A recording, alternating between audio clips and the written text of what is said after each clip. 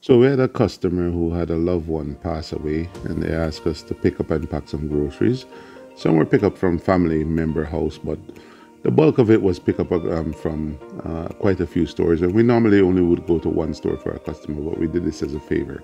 Yeah, playing Tetris at grocery. Playing Tetris at grocery is fun. It's a different kind of fun. It's a little bit different from boxes, but nevertheless fun.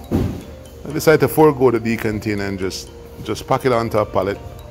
I'll probably wrap it up in black wrap, or I'll probably put cardboard around it to protect the groceries first. Just put a thin layer of cardboard around it and across the top. Then I'll wrap it up. I'll probably clear wrap it instead of black wrap it anyways. For those who think that we only do small package, you would be amazed by the things that we do. Have you ever tried to fit a square peg in a round hole? That's what you'll be doing if you put these things in a barrel. You see the two big cooking oil right there. There's over 200 pounds of rice. This is the 9-night special.